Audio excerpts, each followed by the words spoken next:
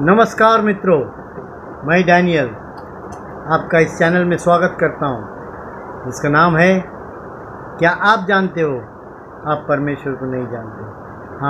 हाँ मेरे मित्रों, ये नाम क्यों? क्योंकि संसार में बहुत सारे प्रचारक और शिक्षक आए हैं जो वचनों से बातें तो करते हैं, बाइबल को तो खोलते हैं, पर जब उन्हें समझाना होता है तो वो अपने मनों को इस्तेमाल करते हैं। इसलिए मैं डैनियल मसीह की कलीसिया से आपका स्वागत करता हूँ इस चैनल पर जिसका नाम है क्या आप जानते हो आप परमेश्वर को नहीं जानते। मेरे मित्रों, मेरे सुनने वालों सभी पर परमेश्वर का आशीष रहे। इस महामारी के समय में सभी सुरक्षित रहे, यही दुआ करता हूँ। और आज का विषय शुरू करने से पहले मैं बताना चाहता हूँ कि आज का विषय पवित्र आत्मा के ऊपर है। ये विषय जो सारे संसार में प्रचारक उसको ज़्यादातर गलत समझते हैं और लोग गलत बताते हैं, तभी तो इस संसार में कई हज़ार कलीसिया उत्पन्न हुए इसी पवित्र आत्मा को न समझने के द्वारा। तो आज हम पवित्र आत्मा के द्वारा बातें करेंगे, पवित्र आत्मा के विषय में बातें करेंगे और देखेंगे कि पवित्र आत्मा किस तरह से पुराने नियम में काम किया, किस तरह से नए नियम में काम किया और किस तरह से प्रेरितों के समय में काम किया। पुराना नियम में हमें ज़्यादा कुछ नहीं है बताने के लिए, परंतु हम ये जानते हैं कि पुराना नियम में हमारे पिताओं के द्वारा परमेश्वर पिता बातें करते थे, और जब बातें करते थे तो वो बातें को हमारे पिता सारे समाज को या इज़राइल के सारे समाज को बताया करते थे।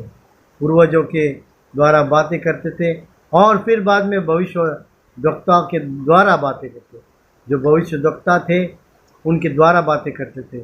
और फिर हम देखते हैं पुराना नियम जब समाप्त हो गया, चालू हुआ ही नहीं, यीशु मसीह के जीवन का समय में जो सुसमाचार का समय हम कहते हैं, जो सुसमाचार का काल हम कहते हैं, उस समय में जो पवित्र आत्मा ने काम किया, आज इस भाग में हम उसके बारे में देखेंगे। यीशु का समय कब था, यीशु के जीवन कब था, वो हमें बाइबल में मिलता है मत्ती, मार्क, लूक और यूहन्ना की किताब में। ये 4 सुसमाचार की किताब था। सुसमाचार का काल बोला तो यीशु मसीह के पैदा होने से उसके क्रूस पे मरने तक का काल वो सुसमाचार का काल है।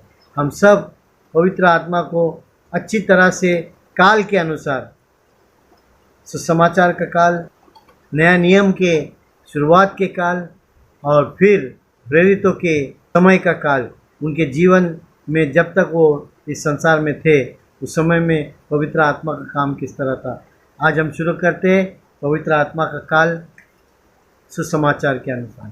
सबसे पहले हम देखते हैं पवित्र आत्मा का काल और पवित्र आत्मा का धरती पे आना कैसा हुआ। हम देखते हैं मत्ती के पुस्तक में उसके 1 अध्याय में 18 से हम 21 तक पढ़ेंगे। 18 आयत में लिखा है, यीशु मसीह का जन्म इस प्रकार से हुआ कि जब उसकी माता मरियम की मंगनी यूसुफ के साथ हो गई तो उनके इकट्ठा होने से पहले ही वह पवित्र आत्मा के ओर से गर्भवती हुई पाई गई। देखिए, हम समझते हैं कि मरियम जो है गर्भवती हुई पवित्र आत्मा के द्वारा, क्योंकि संसार में परमेश्वर को आना था। परमेश्वर आत्मा है, जो हम बाइबल के यूहन्ना की पुस्तक में 4 अध्याय और उसके 24 वचन में पढ़ते हैं। आत्मा को देहधारी होना बहुत ज़रूरी था और आत्मा परमेश्वर का था। आत्मा एक स्त्री के अंदर, वहाँ से संसार में मनुष्य का रूप धारण करके पूरी तरह से परमेश्वर हमारे पास आया। ये परमेश्वर का दूसरा भाग था। एक ही परमेश्वर पर उसका दूसरा भाग। पुराने नियम में हम पिता को देखते हैं जो पहला भाग है, और जब संसार में मनुष्य को उद्धार के लिए आना था मनुष्य रूप धारण करके, तो परमेश्वर ने योजना में यही सोचा कि उससे बेहतर या उसके पुत्र से बेहतर कोई नहीं हो सकता, और पवित्र आत्मा के द्वारा ही मरियम के कोख में हुआ था। अंत 19वां आयत, अंत उसके पिता यूसुफ ने जो धर्मी था और उसे बदनाम करना नहीं चाहता था। उसे चुपके से त्याग देने के का विचार किया। तो यूसुफ जो था, जो उसका मंगेतर था, उसने सोचा अरे ये तो शादी से पहले ही गर्भवती हो। परंतु वो इतना अच्छा आदमी था, धार्मिक था, उसने क्या मन में ठान लिया कि मैं मरियम को किसी को बताऊंगा नहीं और त्याग दे दूंगा। 20 में कहता है, जब वो इन बातों के सोच ही में था तो प्रभु का स्वर्गदूत उसके स्वप्न में दिखाई देकर कहने लगा, हे यूसुफ, दाऊद की संतान, तू अपनी पत्नी मरियम को अपने यहाँ ले आने से मत डर, क्योंकि जो उसके गर्भ में है वो पवित्र आत्मा के ओर से है। 21वां आयत कहता है आगे, वह पुत्र जनेगी और तू उसका नाम यीशु रखना, क्योंकि वह अपने लोगों का उनके पापों से उद्धार करेगा। देखिए, परमेश्वर को इस जगत में आना था, क्योंकि इजरायली रोज़ प्रार्थना करते थे, उनकी तकलीफ़ों का समय था और रोमी शासन उन पर बहुत जुल्म करता था और वो परमेश्वर को पुकार रहे थे। तो परमेश्वर का योजना ये था कि इस धरती पर जाना है तो मानव रूप लेकर, इसलिए एक कुंवारी स्त्री के द्वारा उसने इस संसार में आने के ठाना और उसने इस संसार में आने से पहले ही अपना नाम तय कर लिया था कि अपना परमेश्वर का नाम यीशु होगा, क्योंकि वो संसार के पापों से संसार को उद्धार देगा। तो सबसे पहला पवित्र आत्मा का काम यहाँ पर मरियम को चुनकर गर्भवती करना। मरियम जो शादी से पहले ही पवित्र आत्मा के द्वारा गर्भवती हो और इस संसार में मनुष्य का रूप धारण कर परमेश्वर को आना था। तो सबसे पहला काम हम देखते हैं सुसमाचार के युग में कि यीशु मसीह का इस धरती पर आना आवश्यक था। आत्मा में वो स्वर्ग में विराजमान थे, परंतु जब मनुष्य ने पुकारा तो उसने मरियम का सहारा लेकर, एक स्त्री का सहारा लेकर इस संसार में आया और लोगों का उद्धार के लिए आया। उसका नाम यीशु का मतलब है उद्धार करता, बचाने वाला। तो आइए हम आगे पढ़ते हैं। जैसे हम जानते हैं परमेश्वर में 3 भाग हुआ। पुराना नियम में पिता जो था और नया नियम में जिसको आना था, जो पाप के साथ रह सकता था, वो था उसका शारीरिक रूप जो यीशु मसीह है। और तीसरा भाग, जब यीशु मसीह इस संसार को छोड़कर गया तो उसने उनके चेलों को वादा किया था कि वो उन्हें अकेला नहीं छोड़ेगा, परंतु एक सहायक भेजेगा। वो सहायक था, उसका काम पूरा होने के बाद जब पिता के दाहिनी हाथ में बैठा, 2 प्रेरितों 2 अध्याय उसके 33वां आयतों में लिखा है कि जब दाहिनी हाथ में पहुंचा तो उसने अपने पिता से वो पवित्र आत्मा मांगा, जिसका वादा उसने उन 11 चेलों को किए थे। और फिर तीसरा रूप इसी एक परमेश्वर का वो था पवित्र आत्मा, पिता, पुत्र और पवित्र आत्मा। इस अध्याय में हम पवित्र आत्मा के काम सुसमाचार का समय हम देखेंगे और समझने की कोशिश करेंगे वचनों के आधार। तो सबसे पहला काम था इस संसार में आना, तो मरियम का इस्तेमाल करके और तो पवित्र आत्मा से गर्भवती होकर यीशु मसीह संसार में आया। उसका नाम भी ठान लिया था और फिर माना गया कि वो मानव जाति के उद्धार के लिए इस धरती पर आएंगे। तो हम देखते हैं यहाँ पर पवित्र आत्मा के द्वारा जन्म लेने के बाद जब यीशु मसीह का उम्र 12 साल का हुआ तो वो भीड़ में जब माता पिता के साथ यरूशलेम आए थे आराधना करने के लिए, तो भीड़ में जब जाते वक्त बिछड़ गया तो उसके माता पिता बहुत चिंतित हो गए।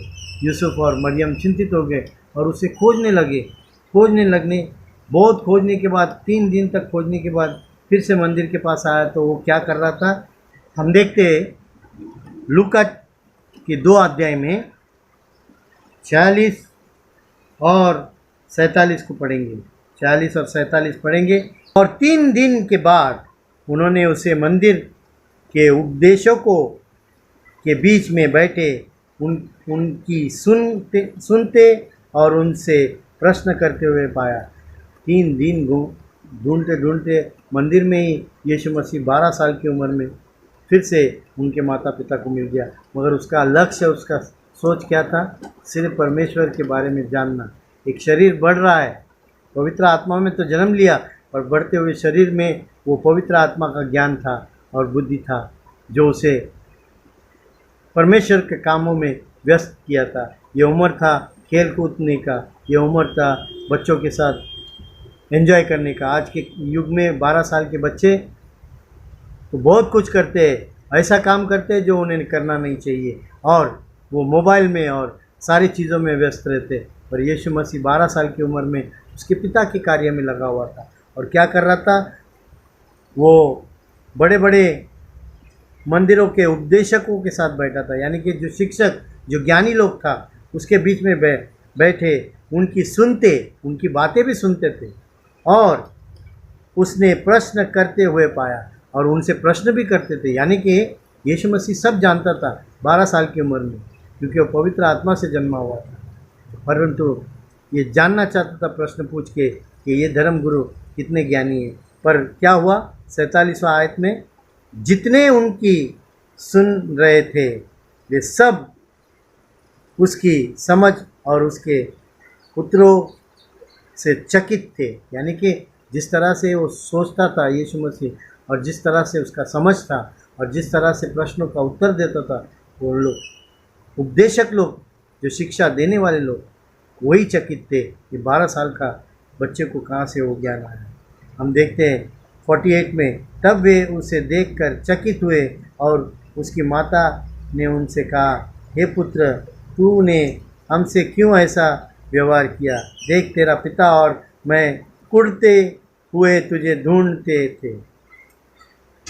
49, यीशु ने उनसे कहा, तुम मुझे क्यों ढूंढते थे? क्या तुम नहीं जानते थे कि मुझे अपने पिता के भवन में होना आवश्यक है, या मुझे मेरे पिता का कारोबार संभालना आवश्यक है? जो आत्मिक कारोबार था वो संभालना आवश्यक है। मेरे मित्रों, दूसरे भाग में सुसमाचार के समय में पवित्र आत्मा ने उसे ऐसा ज्ञान दिया। 12 साल की उम्र में उसने उपदेशकों की बातें सुनी, उन्हें प्रश्न पूछा। जो उपदेशक लोग ने वहाँ थे, वो लोग आश्चर्यचकित हो गए थे, इतना से बच्चा इतना कैसे सब कुछ जानता है। तो पवित्र आत्मा का सुसमाचार के समय में यीशु के साथ क्या कार्य था, वो हम आज के विषय में पढ़ रहे हैं। और आगे हम जाके देखते हैं, जब वो 30 साल का हो गया तब भी उसको पवित्र आत्मा का जरूरी था। ये देखिए, परमेश्वर ने अपने समझ को, अपने सोच को उसके पुत्र के द्वारा नए नियम में या सुसमाचार के काल में या सुसमाचार के समय में हमें समझाया। पहले जन्म हुआ पवित्र आत्मा के द्वारा, दूसरा ज्ञान इतना था कि 12 साल की उम्र में उपदेशकों को प्रश्न पूछता था और उपदेशक चकित थे। और अब यहाँ पर उसे, जब उसकी उम्र हो गई तो उसे क्या चीज़ की आवश्यकता था? जैसे वो मनुष्य के रूप में पैदा हुआ और मनुष्य को उदाहरण देना था उसको, तो वो स्वयं एक उदाहरण सारे संसार को बनना था। और उसने क्या किया? लूका 3 अध्याय उसकी 21 से 23 हम पढ़ेंगे। जब सब लोग ने बपतिस्मा लिया और यीशु भी बपतिस्मा लेकर प्रार्थना कर रहा था, तो आकाश खुल गए। यीशु ने बपतिस्मा लिया तो क्या हुआ? आकाश खुल गई, पहली बार आ गई। 22 कहता है, और पवित्र आत्मा शारीरिक रूप में कबूतर के समान उस पर उतरा। देखिए, दुनिया को ये साबित करना था, इसी वजह से मत्ती पवित्र आत्मा से परिपूर्ण होकर ये वचन को लिखता है। जो कुछ उसने देखा प्रेरित होने के नाते उसने यहाँ पर लिखा है, और वह आकाशवाणी हुई, तू मेरा प्रिय पुत्र है, मैं तुझसे प्रसन्न हूँ। यहाँ तो तुझसे प्रसन्न हूँ इतना तक का ये भविष्यवाणी में, जब यीशु पतरस और यूहन्ना के साथ पहाड़ पर चला गया था, मत्ती 17 अध्याय में 1 से 5, वहाँ पर तो जब पतरस ने ठान लिया कि अब 3 मूर्तियाँ बनाई जाए, मूसा की, एलिया की और यीशु की, तो यहाँ पर क्या हुआ?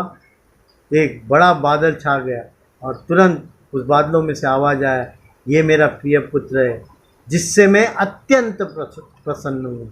और आगे कहता है, तुम इसकी सुनो, अपना सोच मत लगाओ। प्रेरितों को ये बात क्लियर कर दिया पिता परमेश्वर ने स्वर्ग से। तो हम जानते हैं यहाँ पर जो कहा है, मैं अत्यंत प्रसन्न हूँ, इतना ही कहा है, पर वहाँ पर इसकी सुनो।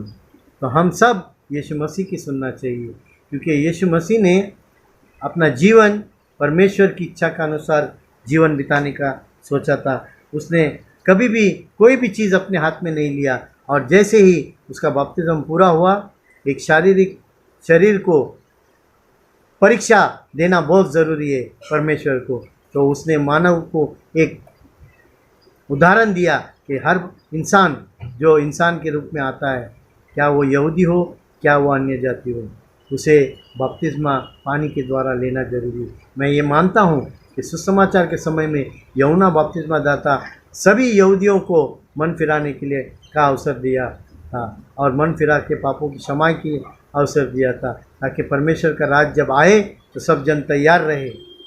परंतु यहाँ पर यीशु मसीह जब स्वयं लिया है, तो कोई इंसान के पास ये बहाना नहीं है कि ये यहूदियों के लिए था और ये यूनानियों के लिए था। उसको भी हम सिद्ध करेंगे जैसे जैसे भाग बढ़ता जाएगा। पवित्र आत्मा बहुत बड़ा लेसन है, मैं इसमें बहुत से भाग में आऊँगा, आपको समझाऊँगा। परंतु लूका के सुसमाचार में हम पढ़ते हैं 4 अध्याय को और उसके एक आयत, 4 अध्याय के 1 आयत में, फिर यीशु पवित्र आत्मा से भरा हुआ, देखिए, यरदन से लौटा और 40 दिन तक आत्मा के सिखाने से जंगल में फिरता था। देखिए, हिंदी शब्द आत्मा के सिखाने से, इंग्लिश शब्द led by the Holi spirit. Led by the Holi spirit means वो मार्गदर्शन भी करता था, उसको हर बातें को भी सिखाता था। इसलिए हर मनुष्य को इस संसार में एक उम्र में उसे बपतिस्मा लेना ज़रूरी है अपने पापों की क्षमा के लिए। और वो बपतिस्मा जो पानी के द्वारा आपको मिलता है, और कहीं द्वारा नहीं, जो मैं आगे सिखाऊंगा, ये हमें यीशु मसीह ने उदाहरण दिया। जो पवित्र आत्मा उसे बपतिस्मा में मिला कबूतर की नाई, वो उसे यरदन से लौटा और 40 दिन तक आत्मा के सिखाने से जंगल में फिरता था। देखिए, हिम्मत दिया उसको, ताकत दिया, ये पवित्र आत्मा मार्गदर्शन किया, उसको सिखाया, जंगल में लेके जाके। जंगल में 40 दिन उपवास करने का मतलब क्या है? कड़कती धूप, कई सारे जानवर यीशु मसीह के सामने आया होगा, जो यहाँ पर पवित्र आत्मा ने मती को नहीं मार्गदर्शन किया। और हम ये समझते हैं कि धूप में 40 दिन तक उपवास करना कितना तकलीफ होता है। उस 40 दिन के उपवास में कौन आया उसके पास, और किसने हिम्मत दिया? शैतान आके उसकी परीक्षा ली, परंतु शैतान हार गया, क्योंकि पवित्र आत्मा ने उसे सिखाया और उसे मजबूत रखा। जैसे उसने कहा, तुम्हें भूख लगी है, रोटी ले लो, इस पत्थर को ले लो, रोटी बना के खा लो। तो यीशु ने क्या किया? मनुष्य केवल रोटी से नहीं, बल्कि प्रत्येक परमेश्वर के वचन से जीवित रहेगा। तो ये शैतान ने किस तरह से दिमाग लगाया? उसने कहा, उसे एक ऊंचे स्थान पे लेके गया, मंदिर के ऊंचे स्थान पे, वहाँ से कहा कूद जाओ। और लिखा है, देखिए, शैतान भी वापरता है वचनों को। भजन संहिता 91, 11 और 12 में 11 और 12 अध्याय में लिखा है, उसको वापरा। वहाँ पर अगर यदि आप पूरा पढ़ोगे तो यहाँ पर ऐसा लिखा है कि आप चलते चलते ठोकर लगता है और अचानक आप गिर जाते हो, तो मुंह के बल आपको चोट लग सकता है या सिर पे चोट लग सकता है। परंतु एक ऊंची इमारत से अगर तुम कूदोगे तो क्या हो सकता है? मृत्यु ही हो सकता है। तो देखिए, शैतान ने किस तरह से एक वाक्य को या 2 वाक्य को लेकर यीशु को भरमाने की कोशिश किया, परंतु यीशु इतनी चतुराई से उत्तर दिया कि हम सब जानते हैं, हम उसे पढ़ेंगे। तो शैतान ने चाहा कि यीशु मसीह जो परमेश्वर का पुत्र है, इस समय परीक्षा में है, परखना चाहा कि वो उसके सामने झुक जाए। उसने संसार के सारे वैभव दिखा दिए, जो संसार उसी का था, उसी ने बनाया, और हम मानव जाति की वजह से उसके हाथ से छूटकर शैतान के हाथ में चला गया। तो इस संसार को यदि हमको यीशु मसीह को वापस देना है, हर मानव जाति को उसकी आज्ञा को मानना है और परमेश्वर के वचन के अनुसार चलना है। तो यीशु ने किस तरह से उत्तर दिया? जब उसको वैभव दिखाया गया था कि प्रणाम कर मुझे, तो उसने क्या कहा? इसलिए यदि तू मुझे प्रणाम करे तो यह सब तेरा हो जाएगा, ये शैतान ने कहा। यीशु ने उसे उत्तर दिया, 8वां आयत में यीशु ने उसे उत्तर दिया, लिखा है, तू प्रभु अपने परमेश्वर को प्रणाम कर और केवल उसी की उपासना कर। कितने अच्छे से उसने इस प्रश्न का जवाब दिया। उसने भजन संहिता से 91वें अध्याय के 11वां और 12वां आयत को बताकर कहा, तुम ऊपर से गिरोगे तो कुछ नहीं होगा, स्वर्गदूत आके तुम्हें बचाएगा। तो ये गलत किस्म का सोच और गलत किस्म का प्रचार ये शैतानी मनुष्य के मन में डालता है। और मनुष्य अहंकार से क्या कहता है कि मुझे सब मालूम है। यदि सही से पढ़ा जाए या समझा जाए, परमेश्वर की नम्रता से समझा जाए, तो हम जानते हैं शैतान इसका दुरुपयोग किया है। और दुरुपयोग में क्या हुआ कि यीशु मसीह ने भी उसे वचन के द्वारा समझाया कि तू केवल उसकी उपासना कर और उसी के सामने झुक। तो क्या हुआ, शैतान तीसरे परीक्षा लेने के बाद उससे भाग गया। और कौन उसका साथ दिया? स्वर्गदूत आके उसे हिम्मत दिया। ये किसका दया और किसके वजह से हुआ? जो पवित्र आत्मा उसे बैप्टिज्म में मिला, उसने उसको मार्गदर्शन दिया, उसने उसको हर बात सिखाया, कहाँ से बोलना, कब बोलना, कौन से वचन में से तुरंत बताना, शैतान को किस तरह से जवाब देना। ये सब एक मनुष्य होने के नाते उसको पवित्र आत्मा ने बताया। आगे चलकर हम देखते हैं सुसमाचार में, जब उसका परीक्षा हो गया तो तुरंत उसने क्या किया? उसने प्रचार करना शुरू कर दिया। तुरंत उसका काम क्या था? लोगों को प्रचार करना। ये मानव जाति के लिए एक बहुत अच्छा उदाहरण है। हर मानव जाति को इस दुनिया में पवित्र आत्मा पाने के लिए पानी के बपतिस्मा लेना जरूरी है।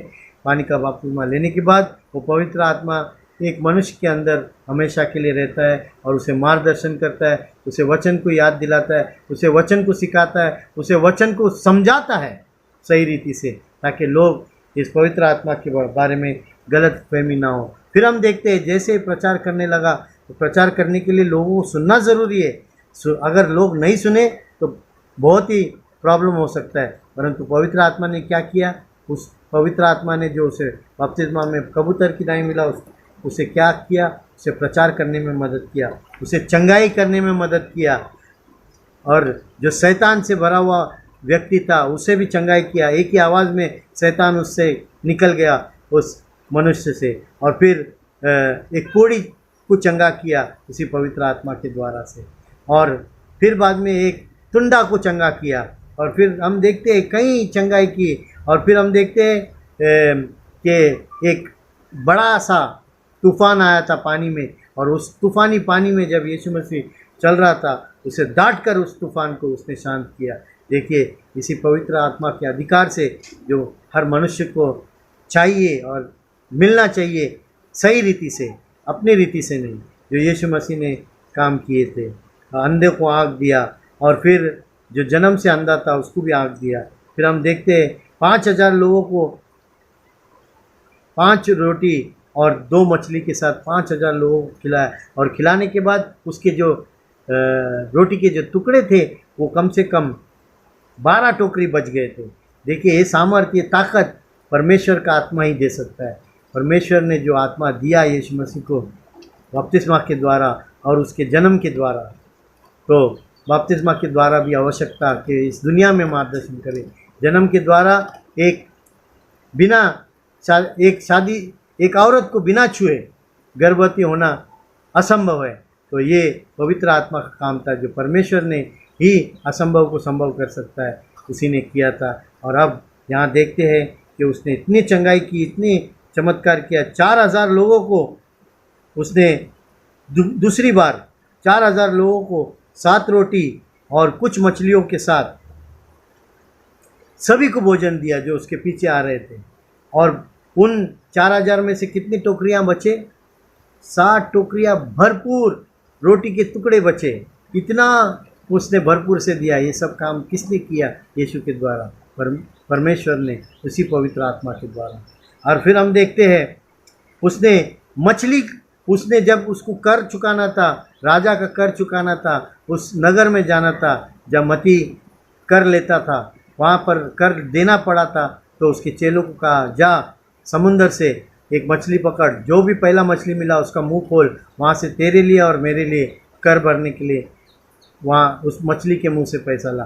कौन ये हुक्म कर सकता है? ये सिर्फ परमात्मा ही कर सकता है, और यीशु के द्वारा, क्योंकि यीशु पवित्र आत्मा से जन्मा था। यीशु परमेश्वर का दूसरा भाग था, वो आदि से परमेश्वर के साथ था, और आदि भी वही था और अंत भी वही है। तो हम देखते हैं ये अद्भुत काम उसी पवित्र आत्मा के द्वारा हुआ, और वो सुसमाचार के समय में हुआ। सुसमाचार का समय मतलब यीशु का जन्म से मरण तक सुसमाचार का समय।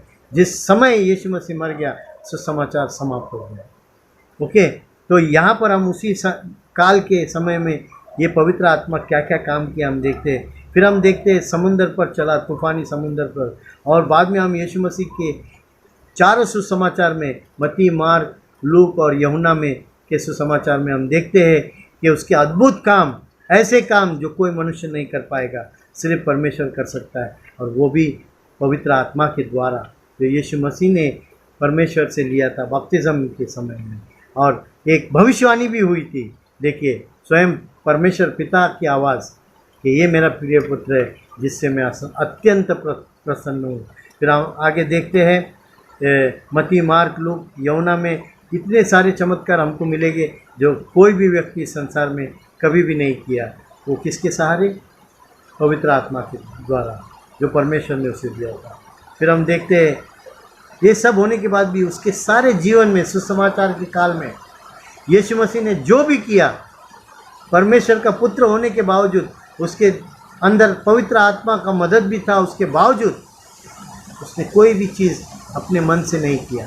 अगर कोई भी इंसान को कोई सामर्थ्य मिल जाए या ताकत मिल जाए, उसके अंदर पहले तो अहंकार आता है, और दूसरा तो वो अपने मनमानी करने लगता है। पर हम देखते हैं यूहन्ना के 14वां वचन और उसके 30 और 31 आयतों को हम पढ़ेंगे और जानेंगे पवित्र आत्मा ने किस तरह से यीशु मसीह को इस संसार में मार्गदर्शन किया, और वो इतना अधिकारी होने के बावजूद भी क्या लिखा है यूहन्ना के द्वारा, मैं अब तुम्हारे साथ और बहुत बातें न करूँगा, क्योंकि इस संसार का सरदार आता है, मुझ पर उसका कोई अधिकार नहीं।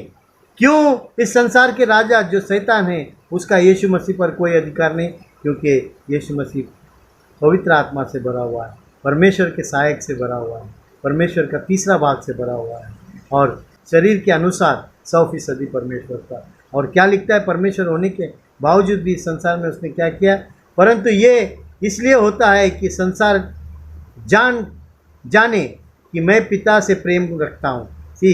ये सब बातें इसलिए होता हूँ कि मैं अभी ज़्यादा देर आपके साथ नहीं रहूँगा, मुझे जाना है, ये संसार का सरदार आने वाला है। ये इसलिए होता है कि ये संसार जाने कि मैं अपने पिता से प्रेम रखता हूँ, जैसे पिता ने मुझे आज्ञा दी मैं वैसे ही करता हूँ।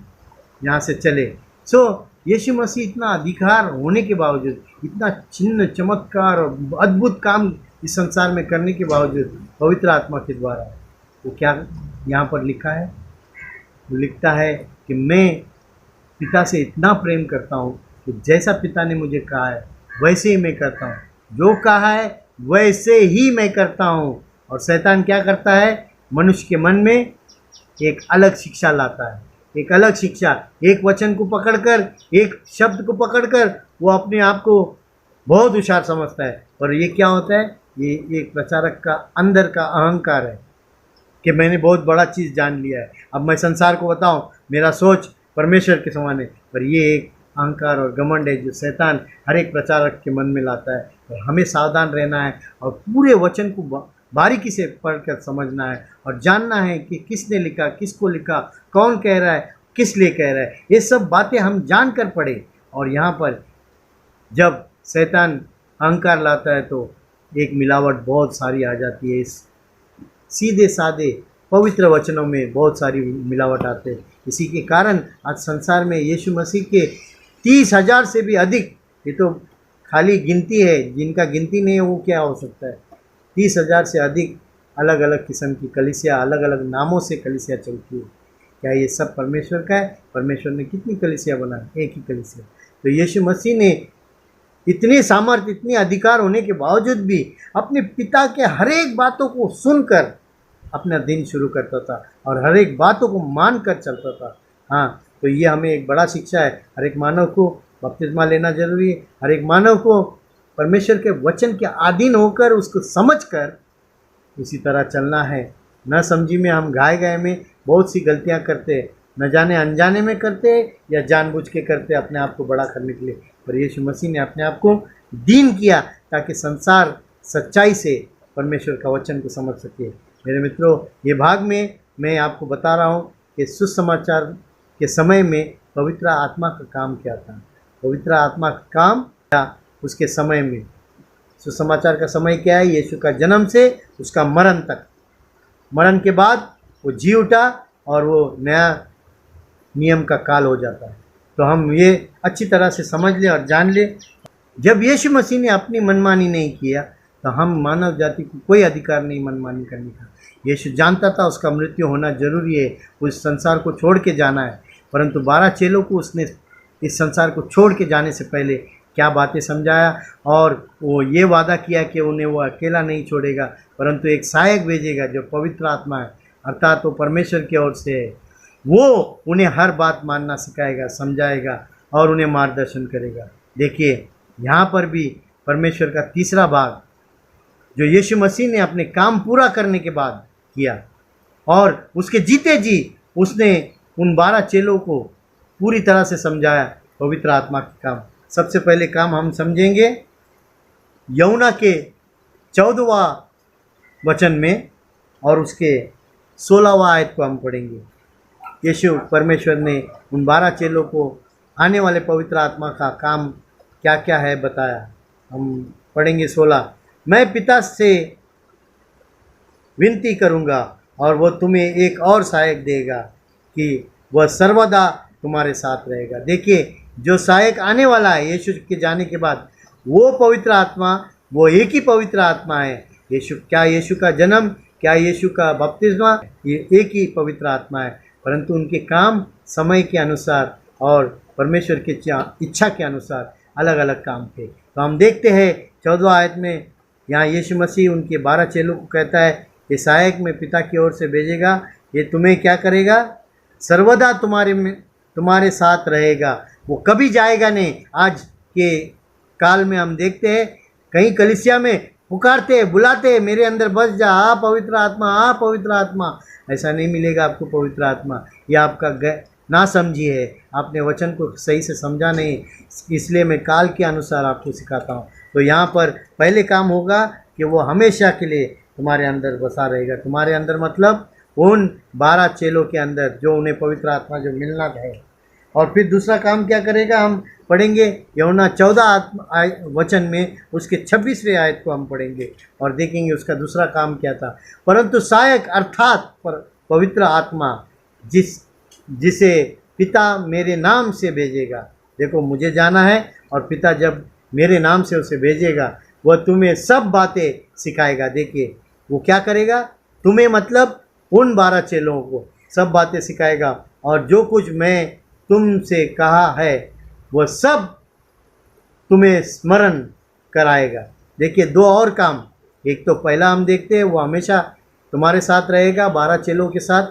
दूसरा काम, तुम्हें सब बातें सिखाएगा और वो सब बातें जो मैंने तुम्हारे साथ कहा था सब बातें याद दिलाएगा। इसलिए तो आज हमारे पास वचन है। आज हम किससे बातें करते हैं? हम इस वचन से बातें करते हैं। परंतु उस समय में उनके हाथ में कोई वचन नहीं था। जब भी वो प्रचार करने जाना था, तो जब भी वो यीशु के बारे में कहता तो सबूत के साथ जाना था। सबूत ये था कि उन्हें चिन्ह का सामर्थ्य दिया गया था पवित्र आत्मा के द्वारा। उन्हें अद्भुत काम करने का सामर्थ्य दिया गया था। उन्हें वादा किया गया था कि ये पवित्र आत्मा उनके साथ हमेशा के लिए रहेगा। ये वादा किया गया था कि ये पवित्र आत्मा जो तुम्हें मिलेगा वो तुम्हें सब बातें सिखाएगा और मेरा सब बातें जो मैंने तुमसे कहा है याद दिलाएगा।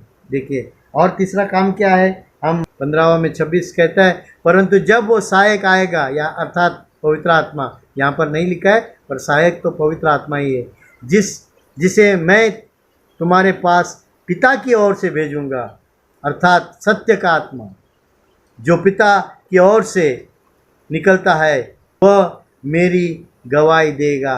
देखिए, ये पवित्र आत्मा सिर्फ मेरी गवाही देगा।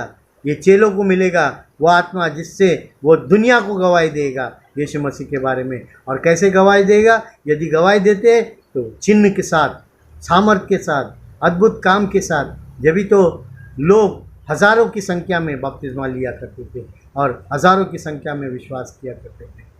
मेरे मित्रों, इस पवित्र आत्मा के काल में, जो सुसमाचार के काल में जो हम सीख रहे हैं, उसे अच्छी तरह से समझो। और फिर हम देखते हैं कि यूहन्ना 16 में 8, सब 14, 15 और 16 में पवित्र आत्मा का काम को याद दिलाए यीशु मसीह में। मैं जब चला जाऊंगा तब ये आत्मा आएगा और क्या क्या काम करेगा।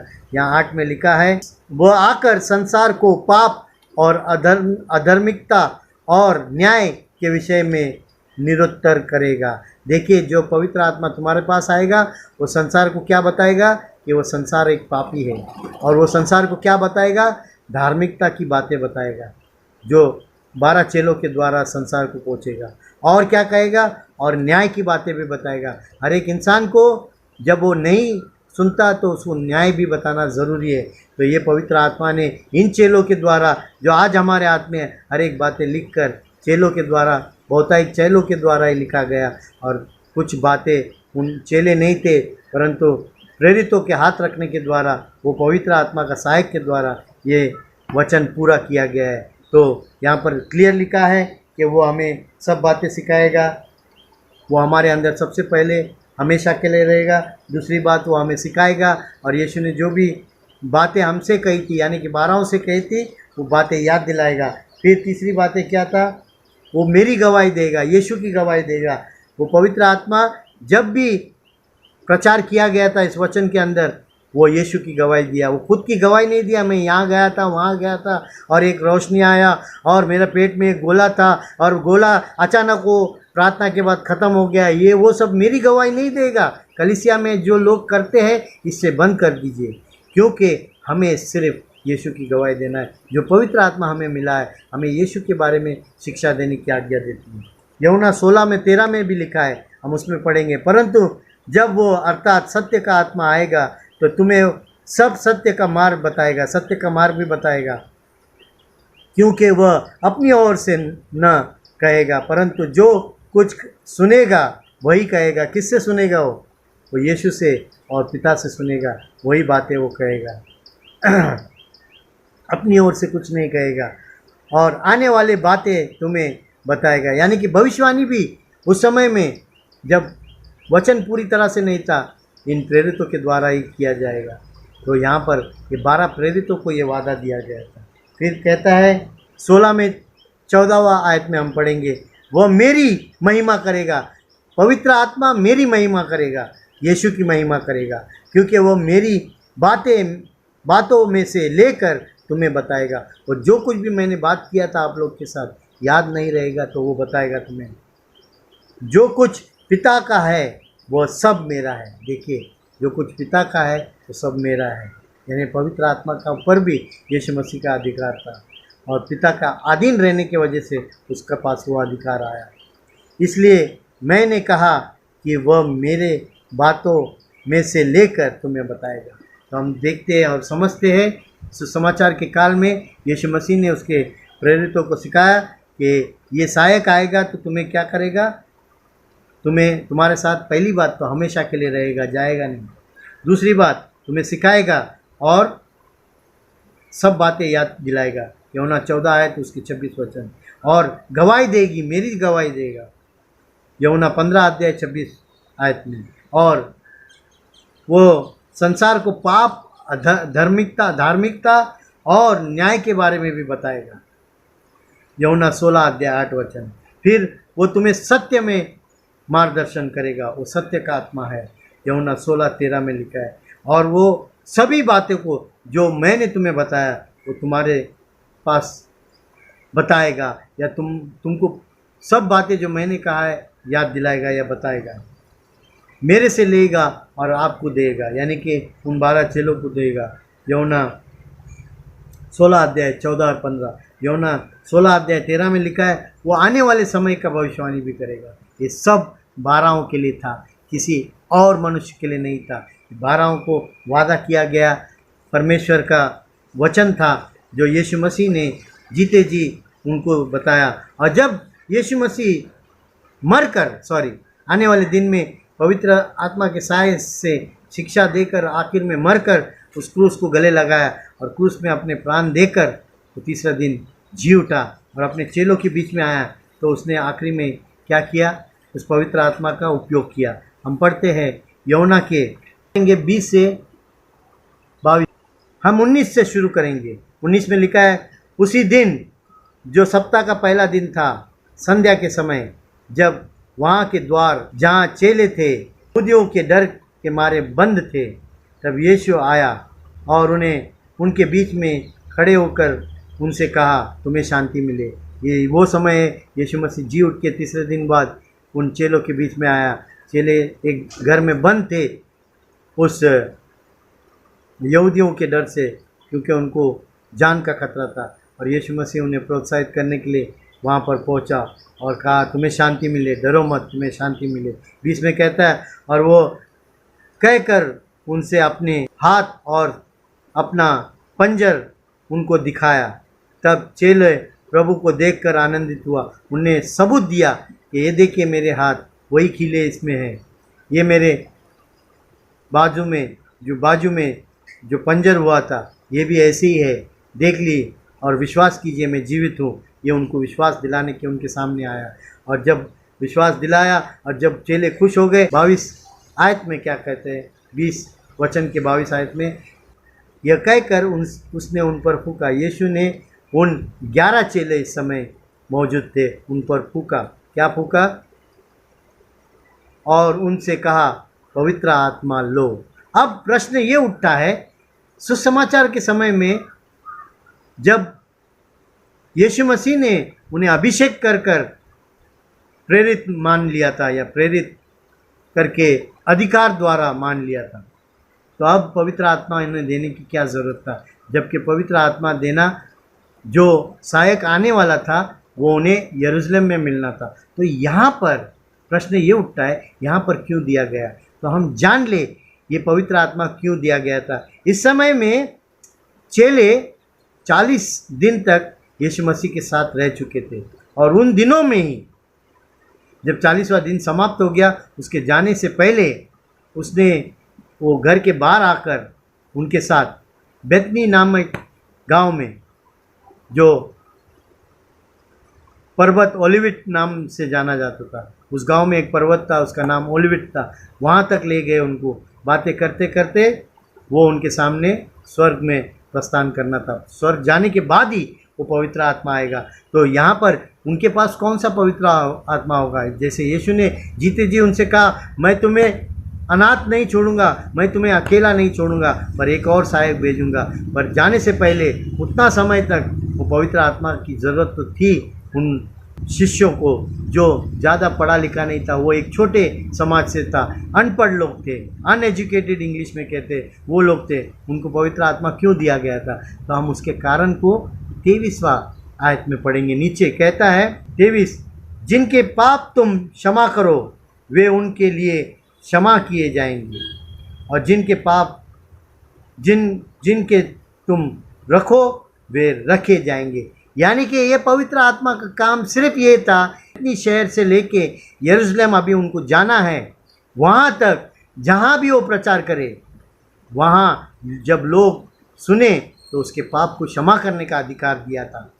यीशु मसीह के द्वारा सीधा सीधा पवित्र आत्मा फूका था। इस फूके हुए पवित्र आत्मा का काम ये था कि जो भी प्रचार किया जाए, तो जब उनका पाप क्षमा किया जाए, उनको कोई बपतिस्मा लेने की आवश्यकता नहीं थी, उनको कोई पानी में डूबकर बाहर आने की आवश्यकता नहीं था, परंतु पाप की क्षमा उन्हें सीधा सीधा प्रेरित के द्वारा मिलता था। यानी कि हम देखते हैं जब वो वहाँ बेतनी गांव से निकला और यरूशलेम पहुँचने तक उन्हें एक दिन का समय था, एक सबत दिन का समय था जो उनको पहुँचना था। वहाँ पहुँचते पहुँचते कम से कम 14 लोग या 15 लोग से ज़्यादा लोग नहीं थे। यीशु मसीह के 11 चेले, मरियम और कुछ लोग और स्त्रियां थे, यानी कि ज़्यादा से ज़्यादा 15 या 16 लोग थे। पर वहाँ पहुँचते ही और वहाँ प्रचार करते ही यरूशलेम में 120 लोग हो गए थे। कहाँ से हो गए थे? इसी पवित्र आत्मा का दान जो यीशु मसीह ने उसके जी उठने के समय में दिया, और उन्हें अकेला न छोड़ने का वादा किया। ये पवित्र आत्मा ने उन चेले के द्वारा पाप क्षमाई का काम किया। जिसने वचन नहीं सुना उसने अपना पाप उसमें ही छोड़ दिया, यानी कि वो पापी ही रह गए, बच नहीं सकेंगे। तो समय नष्ट ना करने की वजह से यीशु मसीह ने उन्हें एक ऐसा पवित्र आत्मा दिया जो उसके पास था, वो जन्म से लेके घूम रहा था, जो बपतिस्मा के द्वारा उसको अद्भुत काम, चिन्ह और शैतान का मुकाबला करने की ताकत मिला। वही पवित्र आत्मा को उन चेलों के ऊपर फूंक दिया। तो मेरे मित्रों, यहाँ सुसमाचार समाप्त हो गया। उसके जी उठने के बाद तो उन्हें जाना था यरूशलेम। तो आगे हम देखते हैं यरूशलेम जाने के लिए लूका के रचित सुसमाचार में हम पढ़ेंगे उसके 24वां आयत को और देखेंगे कि आखिरी शब्दों को उस पवित्र आत्मा फूंकने के बाद या पवित्र आत्मा फूंकने के समय यीशु मसीह ने उन 11 चेलों को क्या कहा। हम पढ़ेंगे 24वां अध्याय के 40वां आयत से हम पढ़ेंगे या 40वां आयत से ही पढ़ेंगे। यह कहकर उसने उन्हें अपने हाथ पांव दिखाए, जैसे हमने पढ़ा था, और फिर पवित्र आत्मा फूंका कि वो जीवित है। ये उनको विश्वास दिलाना जरूरी था। जब आनंद के मारे उसको प्रतीति न हुई और वह आश्चर्य करते थे, तो उसने उससे पूछा, क्या यह तुम्हारे पास कुछ भोजन है? क्या यहाँ तुम्हारे पास कोई भोजन है? अभी पवित्र आत्मा के द्वारा जीवित होकर भी जब चेलों के बीच में था तो चेले आश्चर्य रह गए थे, क्या हो सकता है ये जीवित है? हाथ पांव दिखाने के बाद उन लोग आश्चर्य हो गए कि ये सचमुच मांस और लहू में है। और फिर तुरंत उसने और विश्वास दिलाने के लिए कि भूत को कभी भूख नहीं लगता या वो खाना नहीं खाता, उसने तुरंत कहा, क्या यहाँ पर तुम्हारे पास कोई भोजन है? तो आगे क्या लिखा है? उन्होंने उसे भुनी हुई मछली का टुकड़ा दिया, उसने लेकर उनके सामने खाया। देखिए, एक गवाही कि वो जीवित है, खाया। फिर 44 में उसने उनसे कहा, ये मेरी वे बातें हैं जो मैंने तुम्हारे साथ रहते हुए तुमसे कही थी कि अवश्य है कि जितनी बातें मूसा की व्यवस्था और भविष्य वक्ताओं और वचनों और पुस्तकों में मेरी विषय में लिखा है वह पूरा हो। देखिए, यीशु के जी उठने तक जितनी भी बातें हैं उसके विषय में वो पूरा हो। तो तुमको मैं समझा रहा हूँ यहाँ, इसलिए उनके मन को समझाना ज़रूरी था। जब जीवित जान लिया, जीवित पहचाना, तो वो उनके गवाही हो गए जीवित है करके। तो अब यहाँ पर समझाना ज़रूरी है उनको कि मूसा की किताब में, भविष्यद्वक्ताओं की किताब में जो कुछ भी बातें लिखी गई मेरे विषय में वो आज पूरा हो गया है, यानी कि मैं जीवित हूँ और तुम्हारे सामने गवाही भी दे चुका हूँ कि मैं जीवित हूँ। तो अभी सब पूरा हो गया। 45 में क्या किया? तब उसने पवित्र शास्त्र बूझने के लिए उनकी समझ खोल दी, उनको समझाने के लिए पवित्र शास्त्र को। और क्या कहा? और उनसे कहा 11 से, यो लिखा है कि मसीह दुख उठाएगा और तीसरे दिन मरे हुए में से जी उठेगा और यरूशलेम से लेकर सब जातियों में मन फिराव का और पापों की क्षमा का प्रचार उसी के नाम से किया जाएगा। देखिए, उनको एक आज्ञा देता है, आने वाली भविष्यवाणी की बातें बताता है। जो कुछ भी लिखा है कि उसे मरना है, गड़ना है, तीसरे दिन जी उठना है। और उसका प्रचार कहाँ से शुरू होगा, किस जगह से शुरू होगा? उसी यरूशलेम से, जहाँ पर उसने सुलेमान राजा के द्वारा मंदिर का स्थापन किया था। वही देश से वो नया नियम का प्रचार शुरू करेगा। अब तक बहुत सारे पुराने नियम में जीवित रहने वाले लोग थे जो पुराने काल को मानते थे। यीशु मसीह के जी उठने के बाद एक नया नियम का शुरुआत हुआ था। उसके जी उठने के बाद तुरंत ही नया नियम शुरू हुआ, परंतु सिर्फ यीशु के सबूत दिखाने से। पर आगे शिक्षा बढ़ते गया, हम उसको पढ़ेंगे अगले भाग में। परंतु इस समय हम पढ़ रहे पवित्र आत्मा का कार्य सुसमाचार के समय में, जब तक यीशु जीवित था और जी उठकर 12 चेलों को वादा किया था, और वादा सिर्फ 12 चेलों को था। तो वो क्या था हम पढ़ेंगे उसको। उनके मन खोला, उनको शास्त्रों से उनके समझ को खोला। उसके बाद हम देखते हैं यरूशलेम को जाने की आज्ञा दिया। यरूशलेम से सुसमाचार शुरू करना, यहाँ से नहीं। कब शुरू करना? अब हम लोग आगे पढ़ेंगे उसी के नाम से 48 में, 48 लूक 24:48 में लिखा है, तुम इन बातों की गवाह हो। तुम यानी कि पढ़ने वाला तुम नहीं, जो 11 चेले वहाँ पर है वो तुमको अंडरलाइन कीजिए। और वो तुम जो गवाही मतलब उनके साथ रिया है, खाया है, पिया है, सोया है और उनके साथ 3.5 साल तक फिरता रहा। चेलों ने सब गवाही देखा, उसके सब सामर्थ्य को देखा। तो वो पवित्र आत्मा के द्वारा यीशु मसीह ने किया था।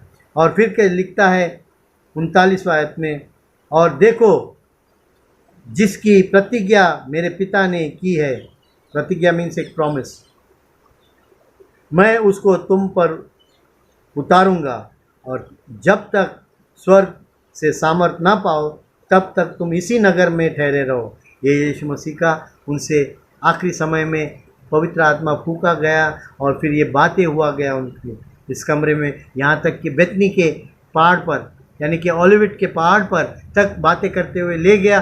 और समय आया उठाने के लिए तो उठाया गया। और बेथनी शहर से यरूशलेम शहर 1 दिन का चलने का जर्नी था या यात्रा था।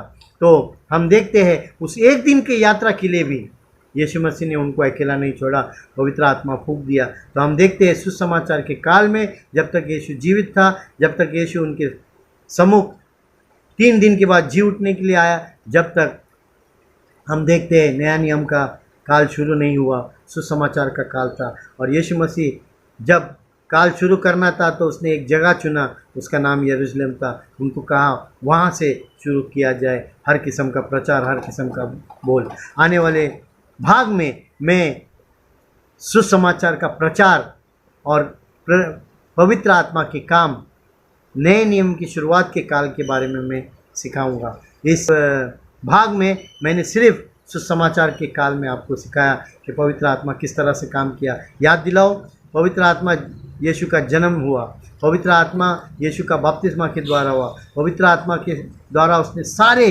चंगाई और चिन्ह और काम किए। पवित्र आत्मा के द्वारा ही शैतान का मुकाबला कर पाया और वचनों से याद आते हुए वचनों को ठीक तरह से पेश किया, जबकि शैतान ने उसे अपनी तरह से पेश किया।